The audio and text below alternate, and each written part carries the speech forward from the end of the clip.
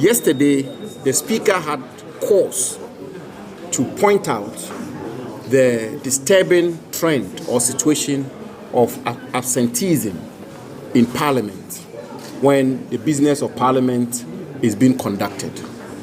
Today, we came to Parliament, and on a count, there were only 81 members of Parliament in the chamber, and therefore, the Deputy Minority Chief Whip raised the issue of quorum pursuant to Article 102 of our national constitution.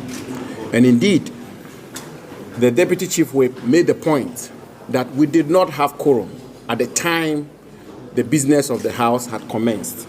The Speaker went through the process, and we've called this press conference to point out that the Ghanaian people went through a lot to elect us as members of Parliament. So generally speaking, all of us are expected to take our duties as members of Parliament seriously. And secondly, and in particular, for the first time in the Fourth Republican dispensation, in the wisdom of the Ghanaian people, they elected a supermajority for this 9th Parliament. The NDC majority, the NDC group in this House, constitutes 189 out of the 276 members of Parliament. That is a supermajority, and that is 2/3 of all the members of Parliament, all the 276 members of Parliament. This is unprecedented. It's never happened before in the Fourth Republican dispensation. Indeed, it's never even happened in the whole history of our country. And one will expect that out of this 189 of them, even if 99 of them were to stay at home, they will still have the 90 members of Parliament required to form a quorum to do business.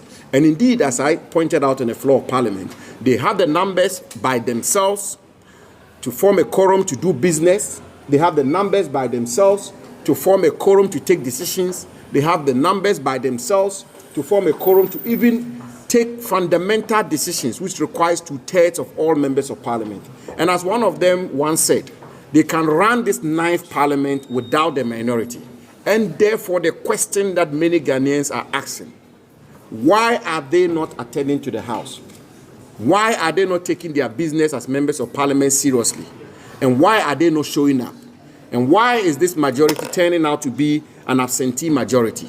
And this is why we think we should communicate to the Ghanaian people who elected these 189 members of Parliament, who gave them the supermajority and 2/3, to know that we, the minority in this House, are very prepared, ready, and willing to help them conduct government business